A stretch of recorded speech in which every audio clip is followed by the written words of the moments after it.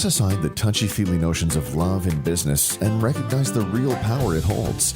Welcome to the Love is Just Damn Good Business podcast with host Steve Farber. Drawing on his work with a wide variety of companies from the Fortune 100 to smaller family-owned businesses, Farber shares inspiring interviews with business leaders and proven strategies for how you can create experiences that your customers will love by developing a culture that your employees, teammates, and colleagues love working in.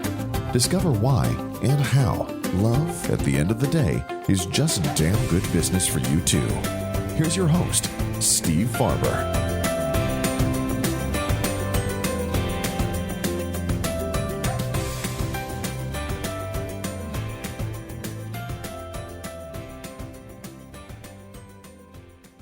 Hi, and welcome to another episode of the Love is Just Damn Good Business podcast. I'm your host, Steve Farber. Thanks for joining in. Today, my guest is Antoinette Gutierrez, who is the principal of San Bernardino High School. She's been an educator for a long time. She was a middle school teacher for a while. She was a high school teacher for a while. She had a whole other career before she got into education, got her doctorate of education, and ended up as the principal of this very unusual school, and has been the principal there for 7 years. And I asked Antoinette to join us on the show because it's a challenging environment to be an educator, but in particular, Antoinette really comes from a place of love in the way that she leads with her staff and her kids. Mm-hmm. And I know this firsthand, at least as far as her staff goes, because I've spent some time with them, and she's quite an inspiration. And Antoinette, thank you for being here. Of course. So let's start out with, set the context for us, set the scene for us. San Bernardino High School, what's the story of the school and what is the lay of the land? Okay, so San Bernardino High School was established in 1883. So it is the oldest high school in, the San Bernardino city area. It was originally established on a different site at Sturgis, which is approximately less than a mile away from where we currently are. However, it moved to our site in 1915. So the campus that we're on right now has been the same campus for over 100 years. Wow. And when it was an interesting story with, I want to say in the 40s, there was a deal with the students and the current mayor who was running, I believe, for governor of the state of California.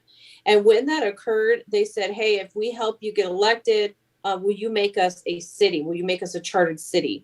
And so he actually did get elected. And so he true to his word, made our campus an actual city. So we have a charter.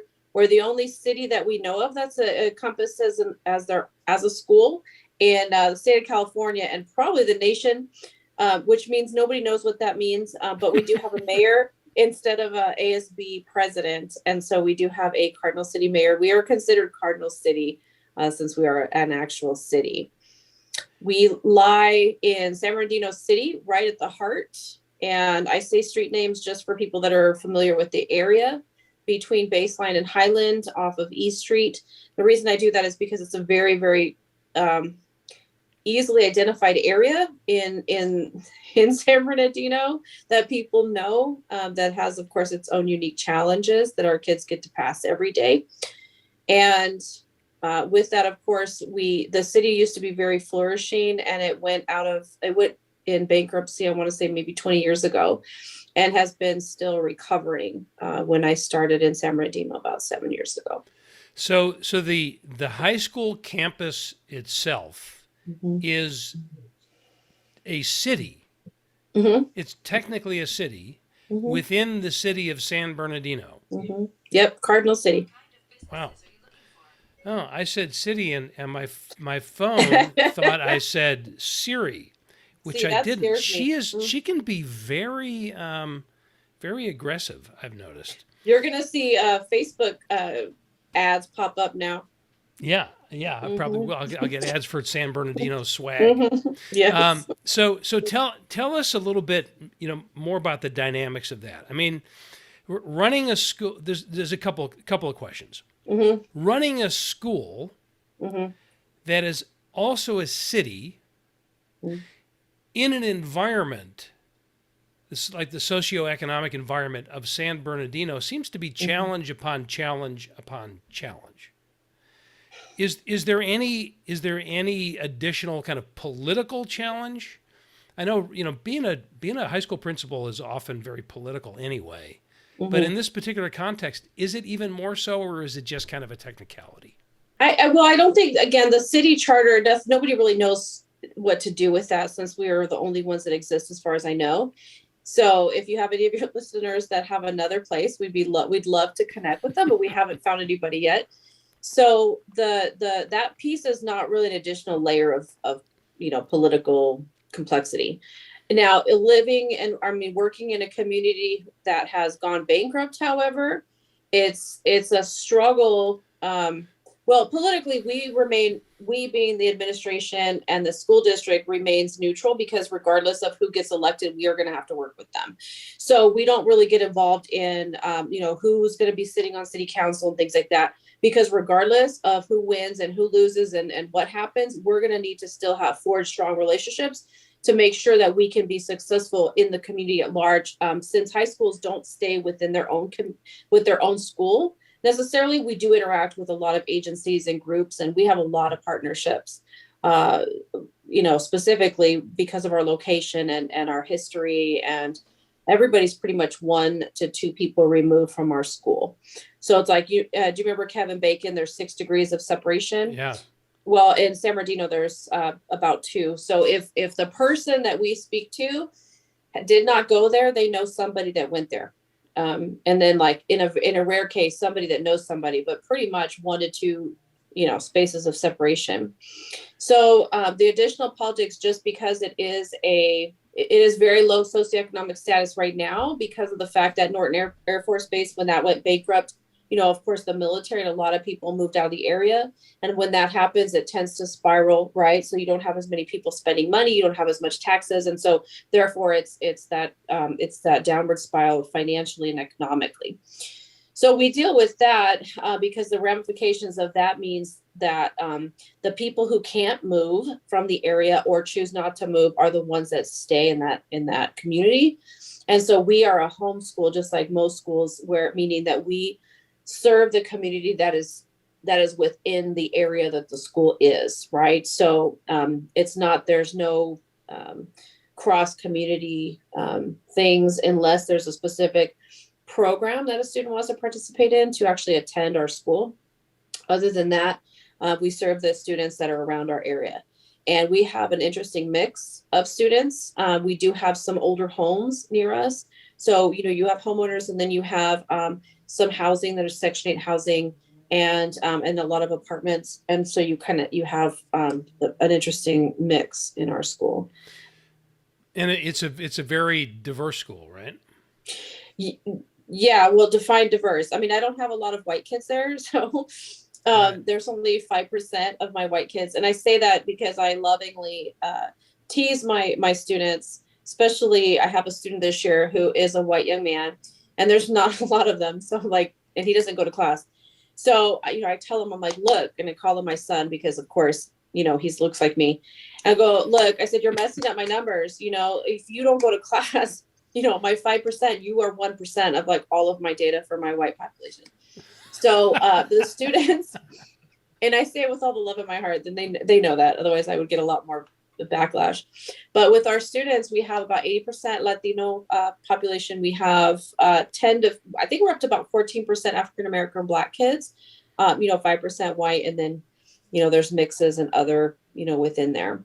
Right. But that's primarily what our demographics contain, with but 97%. So with schools, when we consider low socioeconomic, we usually consider it free and reduced lunch numbers. That's kind of how we say it. So that's the qualifier of a grant that feeds the students.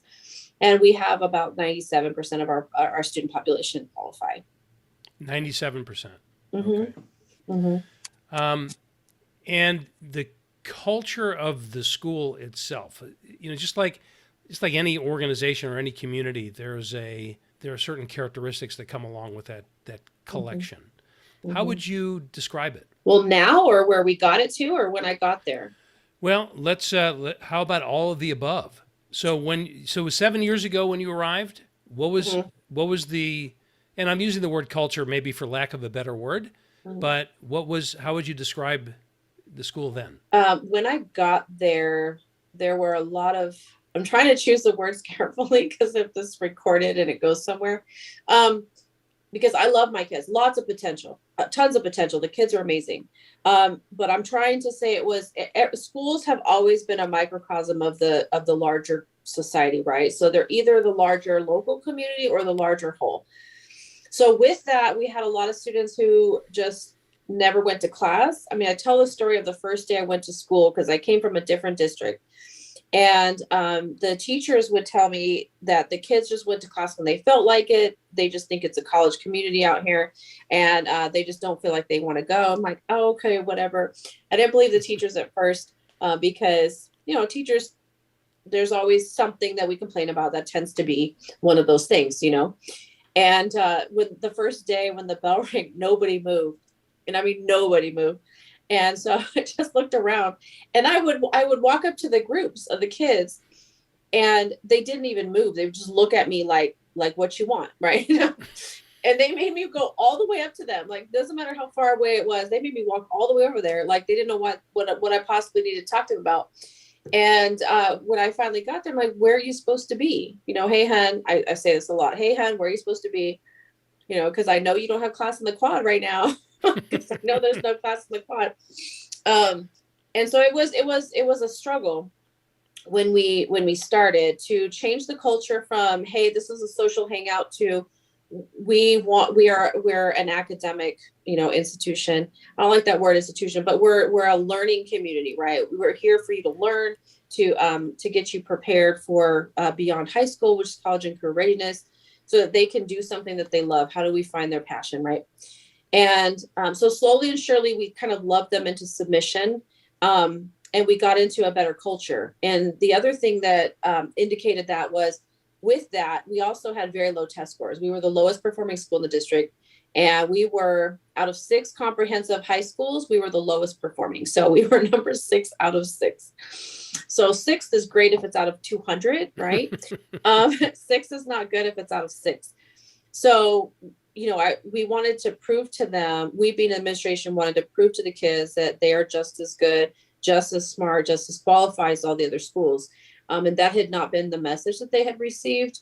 And they really resigned themselves to, we're the ghetto school.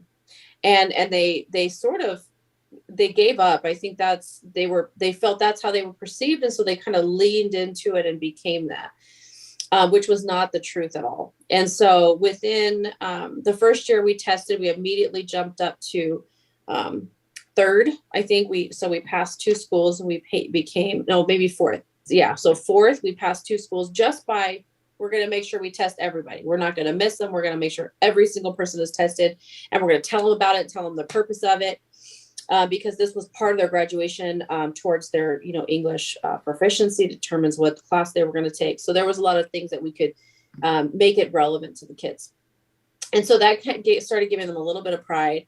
And I'm not one for really being okay with being at the bottom. I'm not super competitive, but I'm competitive in the space of making everybody better. So if we can compete with another school, it makes them better as well when they start running and we chase them. So we started really doing that. So that's one piece of the culture. The other thing is that the school was not really taken care of in a way that made the kids feel loved and cared about. And a very simple, basic example was, when I got there, the school, which our school colors, by the way, have always been black, red, and white. And for some reason, our school was painted green and blue. And so it was like prison colors, right? So you have the pride lacking in just even seeing your school pride in the school colors. And it's as basic as that, but as important as that. So when I was able to get a principal's advisory, so I got some kids together. As I was walking classrooms, I just kind of found some students who were vocal and passionate about making their voice heard. So I would tap them on the shoulder, like, would you mind being on my principal's advisory and just counsel me on how to make this school better?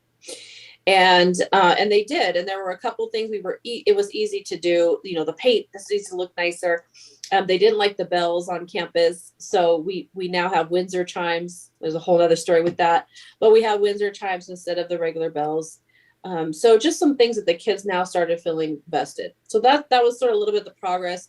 Before COVID, we had got to a place where it was just such a different environment. We were second in our test scores, and so we were rivaling the highest performing school, the one that everyone used to transfer from our school to go to, because the word of the mouth of the streets was that our school was bad and this is the best school, right? And anybody who knows anybody should take their kids to that school. And it started changing. And for the first time, we were what's called a destination school instead of a flight school. And a flight school, of course, is when you fly from that school, right? Mm-hmm. And we became a destination school. And so within that this is 7, 6, yeah. So the 5th year, we were still second in our test scores, rivaling the highest performing school. And they started, challenging. They knew we were coming for them. And so it was good. It benefited all of our kids. And there was a lot more pride in the campus and being proud of being there. And I had some alum who then took over our museum and our archives and really preserving the history of the school and sharing the history and creating an alumni association, just starting to unify some of the history. And then we sent the kids home for a year and a half. Right. Before we go to that chapter, yeah, mm-hmm. which is interesting in and of itself. Yeah. There's a couple of things you said I wanted to just dive into a little bit more. And you gave us a couple of examples of this already, but you said we loved them into submission. Yeah. That's a very powerful statement. And I understand, I heard what you said about changing the physical environment. Mm-hmm. And there's a couple of things that I heard you say that I think are examples of what that looked like. So when you say, I wanted our students to be on the principal advisory committee. I wanted them to tell me how to be a better principal. That's pretty extraordinary, it seems to me. And you chose the kids who were the most vocal, which again is a little counter to I think what happens in a lot of places, which is those are the loudmouths. So instead, you went to them and you said, "Help me." So to me, those seem to be, tell me if I'm wrong, examples of what, quote, loving them into submission looked like. What else would you put in that category? So I would say, a lot of our kids don't have, some of them do, but there are a lot of patterns of behavior of trauma in the community. And so not all of our kids have an example of what positive love relationships look like. And so, for example, there's a lot of dysfunctional or maybe just, family cycles, generational cycles of maybe some traumatic relationships. And I say that to say that means we have to be able to be the ones that demonstrate to them what true love looks like. And that is the non-judging, loving the kids regardless. So that comes in when, they're acting, for lack of better terms, when they're acting a fool, right? Or they're acting their age, that we can still suspend them, give them a discipline or a consequence, and then still welcome them back when they come in and say, I still love you, even though you made mistakes. Literally say that? Literally say that? I tell kids I love them all the time. I really do. I have kids that come to my office that come for a daily hug, and, literally I'm like, hey, I love you. Have a good day. I need you to get your grades up on this one because I looked them up. Okay, love you. And they'll tell me that too. And it's, wow. It just took a while to get there, right? But now you have kids that come in for their daily hug. Is that what you said? Oh yeah. I have kids that come and they become my adopted children, and a lot of times that's not how they start out with. We just have brilliant kids that don't see their own brilliance, and sometimes you have to love them, and this is part of that loving into submission, right? Love them through the anger and whatever it is that they're going through. To see, so they can see their own worth, right? And sometimes that's harder than others because they've built up so many layers of disappointment, distrust, um, whatever, that you have to be consistent and you have to consistently love them regardless of sometimes, just like a parent, right? I lead like I parent. And I tell the parents this, I lead like I parent. I'm going to love your kids, but I'm also not going to let them do whatever they want. Right. Just like my own children. I love my children, and it hurts. It hurts when my own kids do stupid things. Right. It hurts when my own kids do things that require a consequence that you don't necessarily want to give them, but you do it because you love them enough to help them become better people. And so I want to do that for other people's kids too. That's why I'm in the work that I do. And we tend to forget that sometimes in education, that we tend to treat other people's kids different than we do our own. And that's not really where that love comes from, right? Loving them and accepting kids doesn't mean allow them to do whatever they want. In fact, that's not love. To the We do have to push. uninitiated, Antoinette, to the uninitiated, Mhm, in other words, the people who, they're familiar with educators because their kids went through mhm, school, and we were kids, all of us, once right. upon a time. Yeah. But a lot of us don't stop and think about what it means to be a teacher. And I think when you ask people, just off the top of their head, does it make sense for a teacher to love their students? I think most people would say, yes, of course it does. Mhm, But what I found is when I ask most educators one to one that same question, I get a similar answer. mhm, Right? Of course, I love kids. That's why. mhm, But then when you look mhm, at it from a broader perspective and look at the mhm, conversation that mhm, educators have with each other, mhm. it Yeah. disappears. Yeah. Why is that? Oh, I think there's a lot of reasons. One is there's a fear of being labeled. This is one. There's a fear of being labeled of inappropriate love, right? So there's a lot of people that have done stupid things, and so they don't want to say I love my kids and have anybody misinterpret it to mean they're doing something inappropriate. Right. That's one of the biggest things, and I find that also with physical affection, right? So there's a lot of teachers that are afraid to hug their kids, their students, right?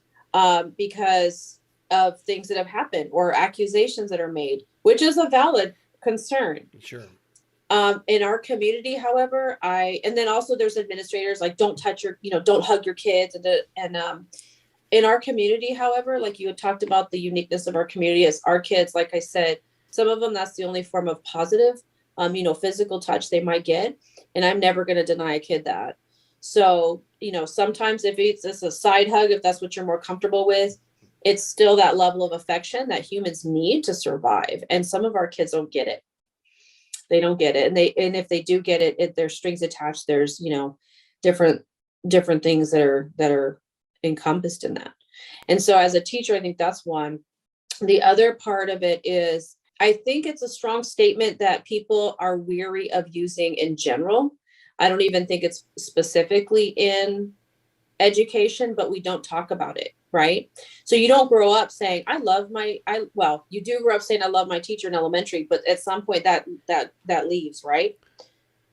And same thing with your bosses, your coworkers. I tell my staff I love them, and again, they're used to it at this point, but it's something that society says is not okay because love is only in a romantic way, or like some of your best friends, versus I can truly care about you as another human being. So I just don't think it's mainstream, and most people are very compliant and conformity driven.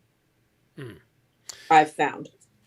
So you and your team, it sounds like this is the way I would characterize it. You did whatever you could to build a sense of community and pride in that community. Mm-hmm. So everything from painting the school so that it's congruent with your actual colors, and instilling a pride for who we are, who San Bernardino High School is, and you changed the culture, and the test scores went up, and those that's not a coincidence. Mm-mm. Mm-mm. And I'm assuming that some of it comes from instilling pride in being smart, whereas before they didn't think of them. Many of them didn't think of themselves that way. Yeah, or it wasn't cool. And there's some cultural components there's the historic. I mean, we don't even have time to get into the historical reason as to why schools aren't set up for the kids that we serve. But, when we have kids that don't see themselves in the school, and not only do they not see themselves as being as successful for whatever reason, usually it's past practice from elementary on up. And so by the high school time, they are so disenfranchised with school that why bother? But then the other thing is that there's that cultural pressure and media of that's not cool. It's not cool to be smart. And so it's almost like the kids have to pick one of the two instead of, no, it is cool. It's, or their future. And then of course, there's always the component that every kid everywhere has is they only think now matters, right? So there's not a lot of long-term planning. Right. So, they're not really thinking about the next steps and how this is going to implicate the rest of their lives. They're not there yet, and maturity wise, that's just literally, they're not there yet. So that's our job, right? Is to help get them there.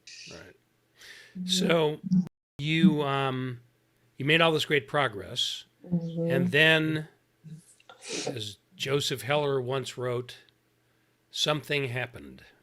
And what happened? And it's a huge question, but what were the implications of COVID for not only for the kids, but for the way that you and your team had to teach and lead through all of that? Yeah, that's a big question. I think we've had a sense of communal stress that we have not seen in any of our lifetimes. Unless somebody lived through the previous pandemic 100 years ago, we experienced, so it was good and bad. I'm going to look at positives for everything, but with the teachers, they were at an all-time stress level because they had to adapt everything they've always done to make it so that they could now educate students in a different format. Now, ironically, although the kids are constantly online, they have not had to learn online in that context, right? It's never been like a learning context. It's been more of an entertainment context. And so the other piece of it that was the implications of having to be online, and our district actually shut down from, March of 2019 until the end of 2021. So for about 18 months our students were not on campus in no way, shape, or form. You mean March of 2020? March of 2020, I'm sorry. Right. Yeah. Yeah, I skipped a whole year. March of 2020. We all have. You know what? The timelines, I'm telling you, it's either you feel like it's twice as long or it just didn't happen. Like there's only two ways. Simultaneously. Yeah, it's very weird. Yeah. So 2020. And so we shut down for about 18 months. And so during that time, the teachers on one side, not only are they doing all that and learning, so that's a high level of stress, right?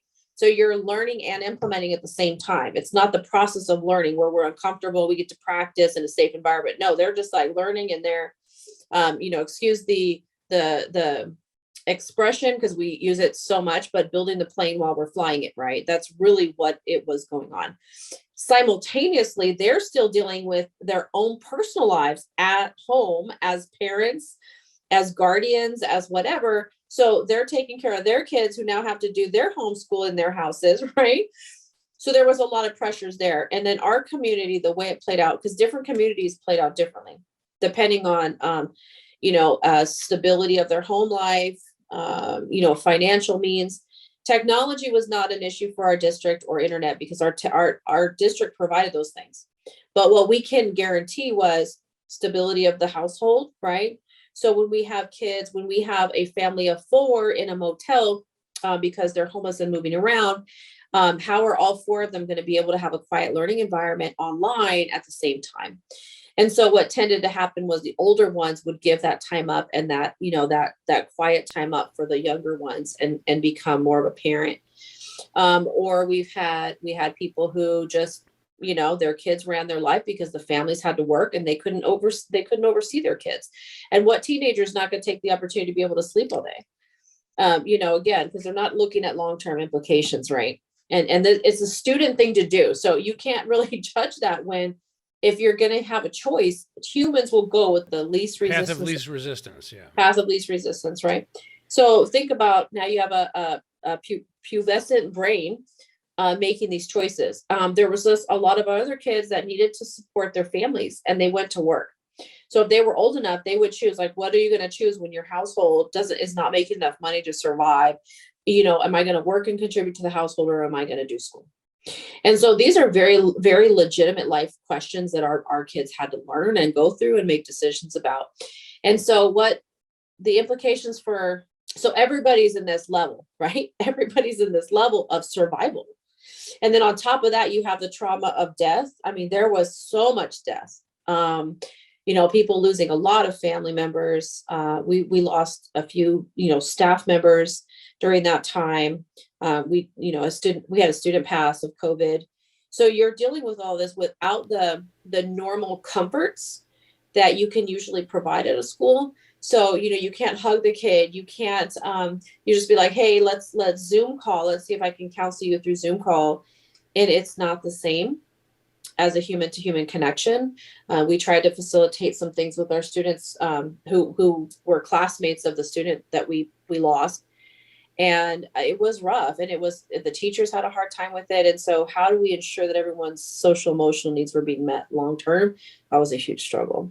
So COVID, it sounds like the casualties of COVID hit your community very hard.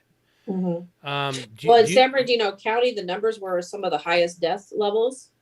Anytime you go into an area with, low socioeconomic, community, you have that equates to not as effective healthcare. You have people who don't even have health plans. And so you have people that avoid going to the doctor because of the costs, right? So now you get there too late. So the death rate and the long-term effects hit harder in those communities than in more affluent communities. So, yeah.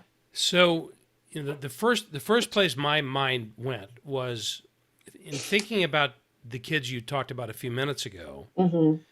who the only kind of positive physical touch they get in their lives is when they come in to your office for a hug.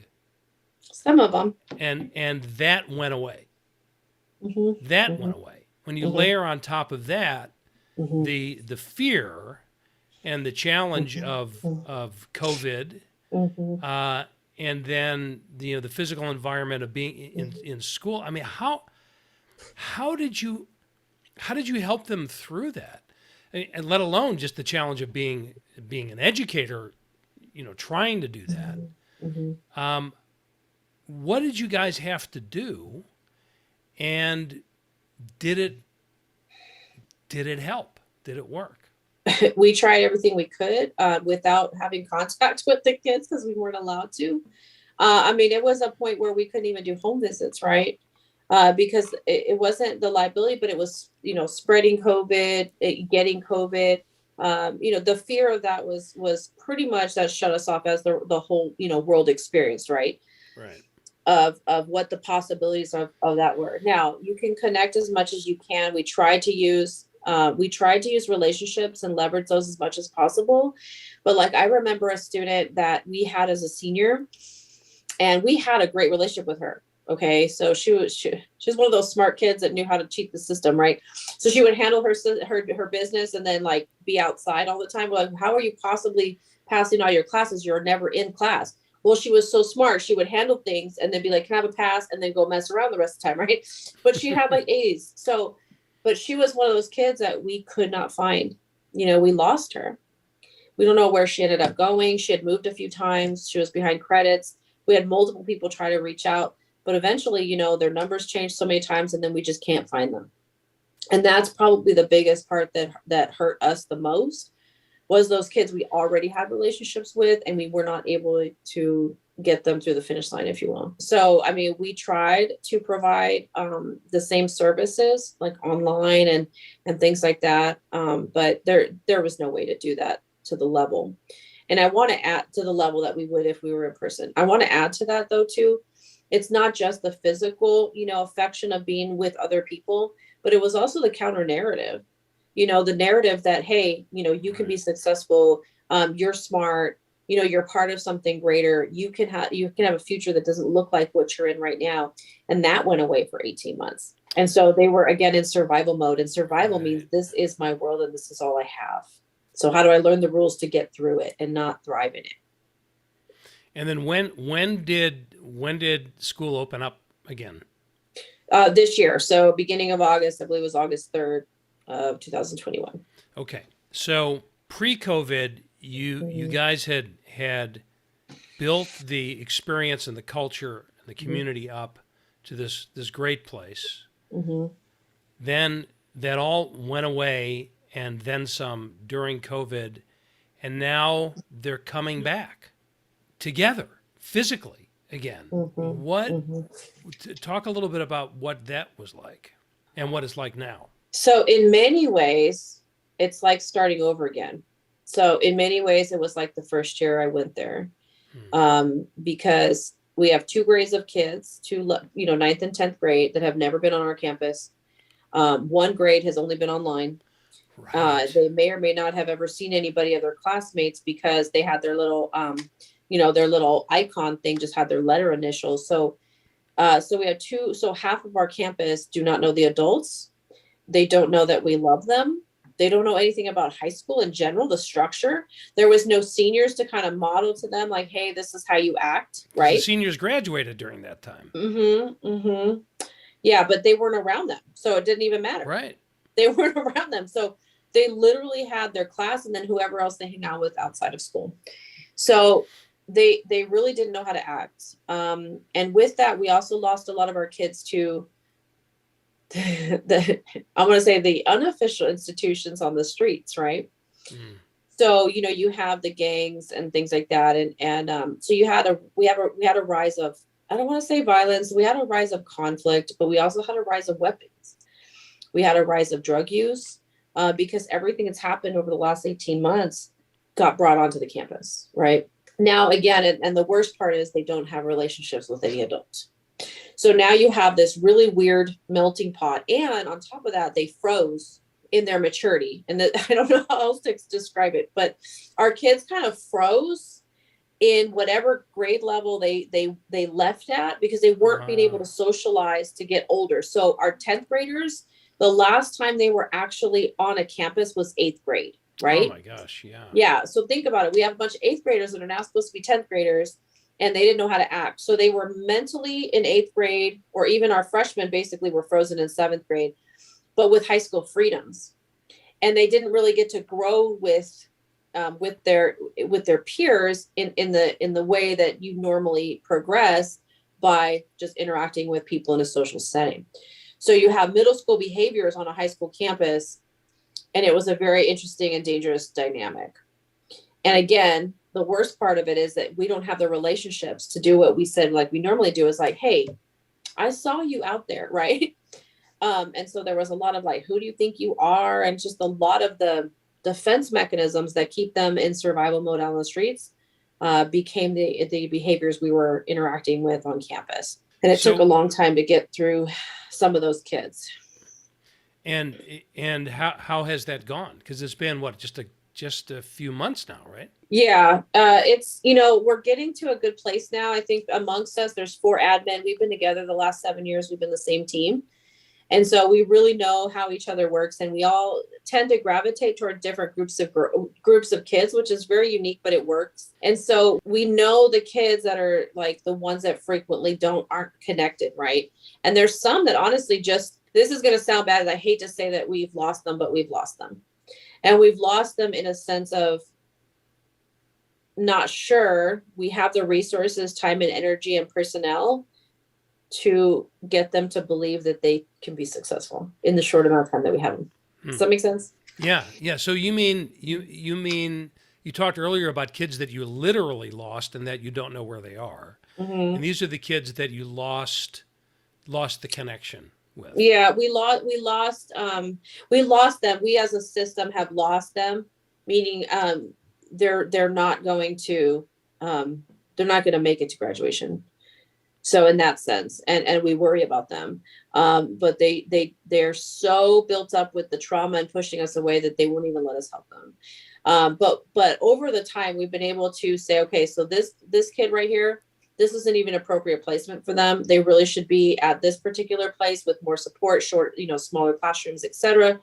So trying to get the kids back to where they should be, number one. And the other part is, in the meantime, building those relationships, right?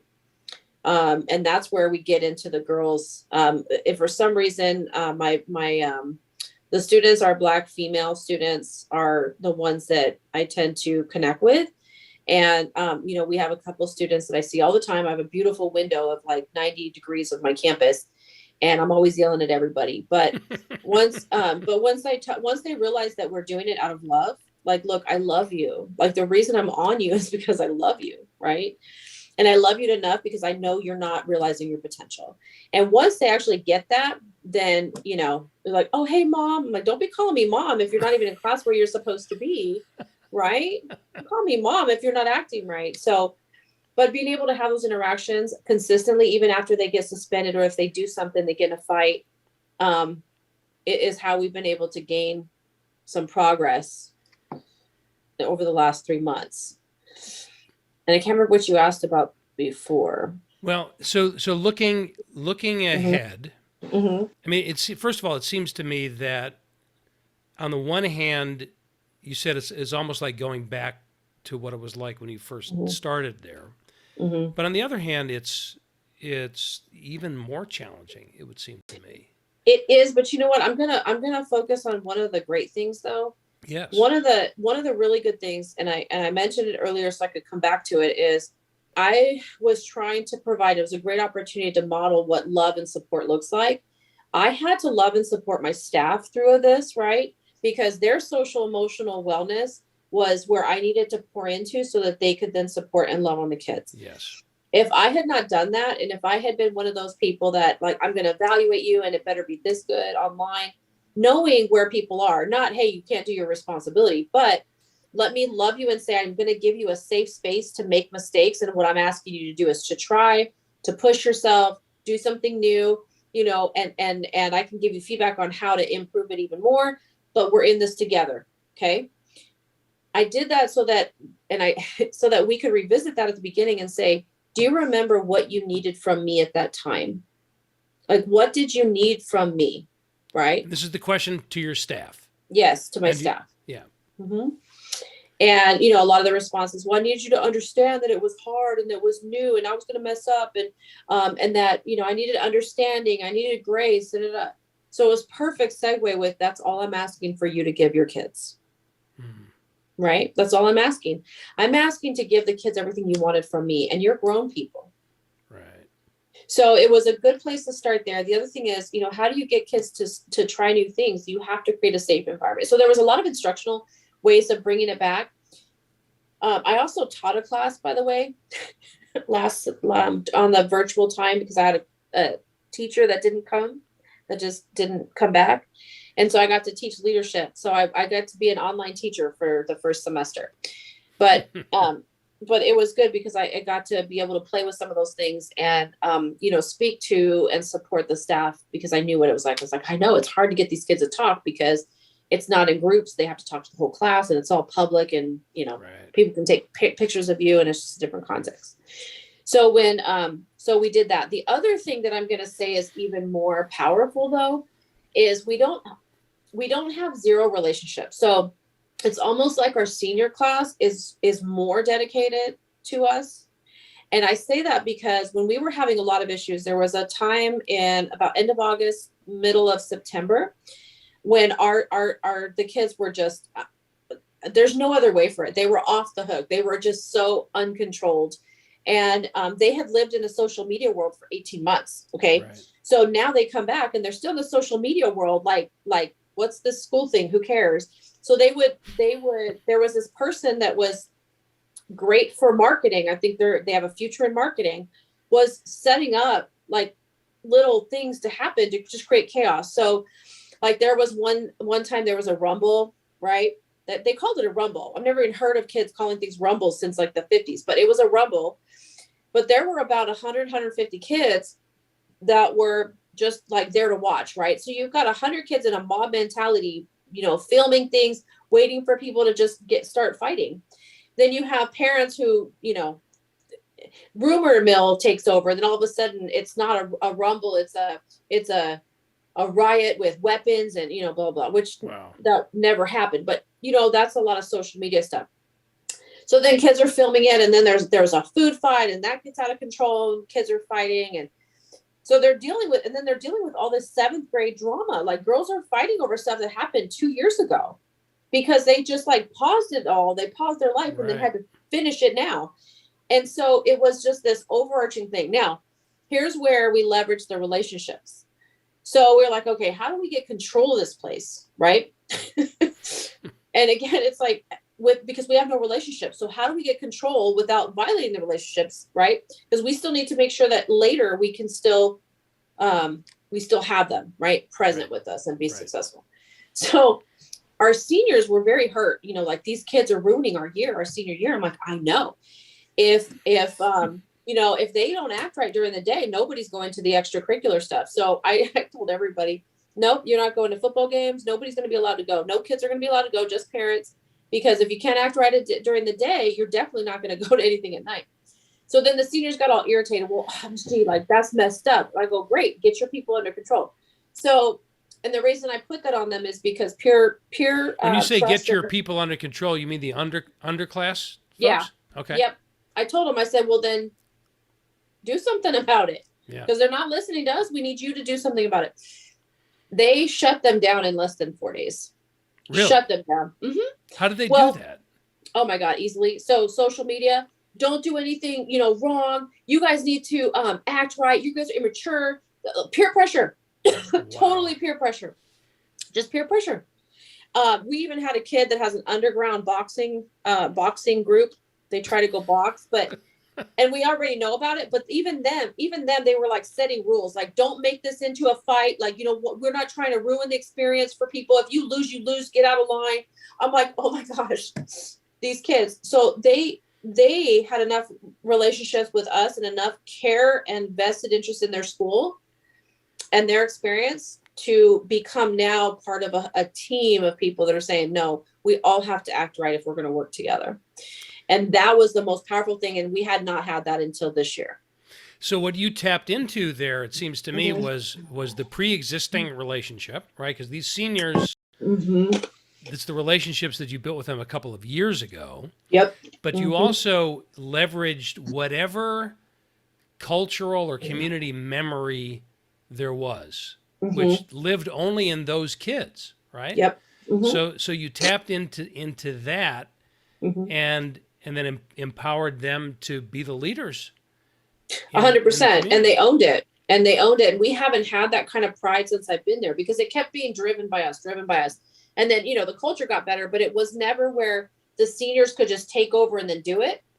And this year it became a reality. So that's why I'm saying there's some things that good came out of it that we were able to leverage and they became stronger. Our ASB now, there's like 40 something students that are ASB is what?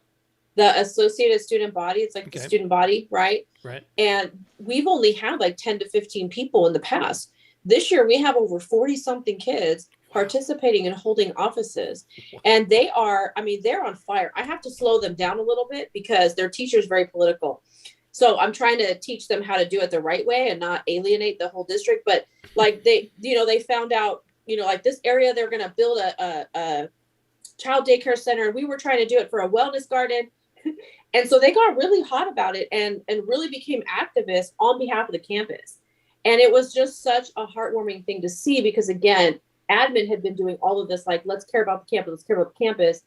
And now we have a lot of kids now driving it. And I think not being there made them appreciate it. At least those ones that were part of our culture before made them appreciate it and want to come back and make it better. And so we had a lot of struggles with this group and we're still working on that group, but we also came out stronger in the end with the ones that we already had been kind of building their capacity. I'm going to make sure I heard you right. You're saying that the pride in the community is greater now than it's ever been. In our school, I don't know about the community, but in the school. I mean the community of the school. That is what I mean. Yeah. Yes. Wow, that's remarkable. And they're willing to go to board, to be like, no, we need a wellness garden. This is what's right. I have a lot of advocacy groups on campus, but I've never seen this much involvement. in things before. And just telling them they couldn't go to a football game would have never worked before. They wouldn't have cared. But because they haven't had anything to do right for so long, that it became like, no, we have to, it became an appreciation, I think, for them that they've missed and didn't realize how special it was until they didn't have it. And then they became custodians of their own culture. Yes. Wow, that's phenomenal. So looking ahead to the future, are you optimistic? I'm optimistic. It was very, I mean, I have to say this because I'm very honest and open about what's happening in real life. And I think there's a lot of mental health issues.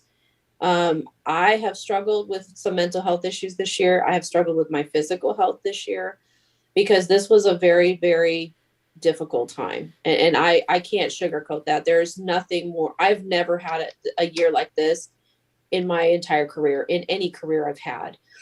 And so, this is, I think, this is my 17th year in education. I was in property management before that in San Diego. And I have never had a health issue like I've had. And I've never had the mental health issues that I've had this year, because it has been exhausting, because people's need and trauma have been unparalleled. I have never seen so many people need so much with the inability to get filled back up, and filled in a spiritual way or just the emotional way. Right. So I was depleted. That's the best way I describe it to people, is I was depleted. I had nothing left to give. And I also described it like when, COVID hit and we were on virtual, I think all of us were like, okay, we can hang in there till we come back. And then it felt like when we came back, we're like, yes, we're at the end of the finish line. We're at the marathon finish line. And then once we crossed that finish line, it was like, oh, just kidding. You just started the marathon, right? You got 20 something more miles to go. And I think everybody was like, I can't hang in that much longer. I've been hanging into this point and I'm not sure I can keep going on. And so it took a lot to maintain my support for people when I wasn't full myself. And so that's been an interesting thing to watch. I'm not the only one. There's people record quitting in education right now. I had 2 teachers quit this year. I know administration, there's been retirements, like people are quitting left and right because they just couldn't keep going. And so it's been hard to take care of everybody. And then because everybody's up here, now they have someone to complain to love them. Right. Right. But because love isn't always reciprocated in a positive way. So we take a lot, and we've taken a lot from not just the kids and their trauma and whatever energy they're coming with, but also the parents and then the staff. It was a lot. It was a lot. However, I think now, having made it through those first few months, and remember now, we're not just back to normal. We have also now all these extra things. Like the fear of COVID, right? So now we have all these extra protocols that we have to follow. We have a lot of people's fear. You have a very interesting dynamic that I'm not sure where it came from, but with, people that not wanting to wear masks, people wanting to wear masks, people not wanting to be vaccinated, people wanting to be vaccinated. And all of that plays out at the school system, even though we have nothing to say about it, right? It's not our mandate. We're just literally another agency and institution that implements whatever we need to do to get our job done, which is teaching and learning. But somehow, right, all of that then still plays out. And I think that adds to that layer of frustration and when people are feeling like they're not appreciated, and yet it was obvious how much we were needed when we were not in school. Right. And so I think that adds to it. So what do you do, Antoinette, to fill up your own bucket? Well, I wasn't very good about it, to be honest with you. And so this year really it forced me to. I ended up with I think it was an ulcer or like heartburn so bad they thought I was having a heart attack. And so that's when it forced me to change. And so I've tried to make sure I do like regular massages, because it's just time that I'm not doing anything, right?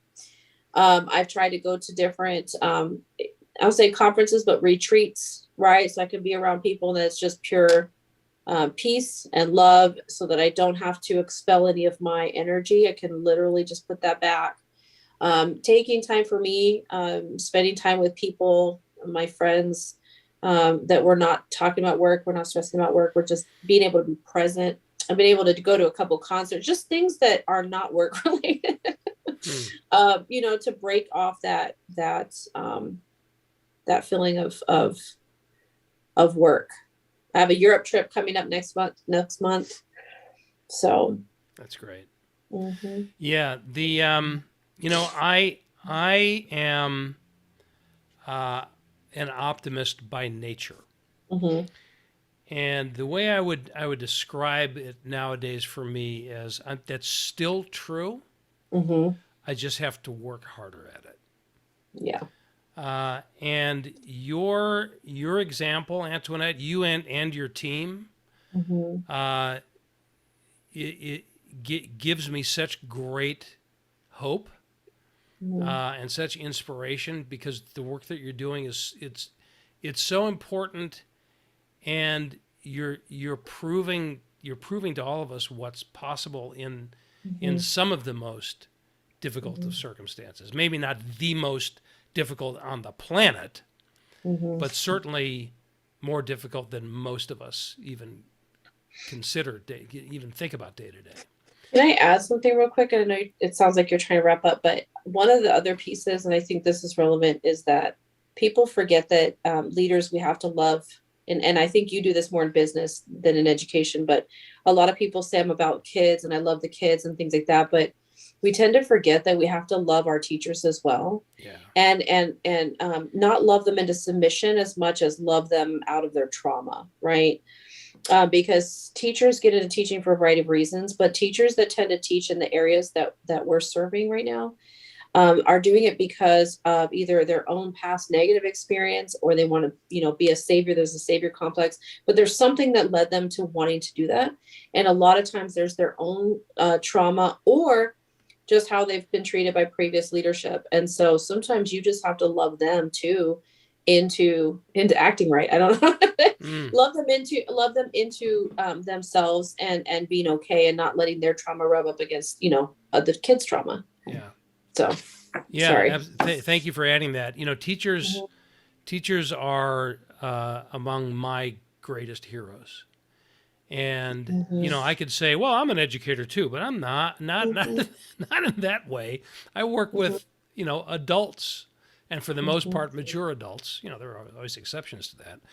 But the challenge that you guys face, that all educators face, day in and day out, with that responsibility of cultivating our future generation of leaders, is a monumental thing. And it just it baffles me, and it pisses me off when I see the attitude that some people have towards the teacher of their kids. Now, granted, there are always going to be bad teachers, like in any profession, but for the most part, teachers do such I'm stating the obvious, such an important job for our society, let alone for our, personally for our, literally for our kids, that I think that getting your experience in the circumstance that you're leading in for this group of kids, really, for me, I'll speak for myself, and I'm sure that a lot of our listeners will feel the same way. It's just such a beautiful confirmation of how many great people there are who care about this world and care about our kids, and that's virtually everybody in the field of education. And I can't say enough about how important you guys are, and you personally, Antoinette, you're such an incredible leader, and I'm so grateful for the example that you're setting for the rest of us. Thank you. So thank you. I'm not always a good example, but I always try. Well, so that's what matters, right? Show me one functioning human being who is always a good example. I know, right? I know. Just a caveat. Yeah. Well, thanks for being here, and to all of you listening in, thanks so much for joining us in this conversation. And until next time, do what you love in the service of people who love what you do, just like Antoinette and her team. Thank you for listening to another episode of Love is Just Damn Good Business with Steve Farber. Join us again next time, because when customer and employee satisfaction just isn't enough anymore, we are here to back you up with specific ideas to operationalize love to make an enormous difference in your business, personal life, and the world around you. Visit our website at stevefarber.com to leave a review. And don't forget to share the love with your colleagues and friends, because after all, it's just damn good business.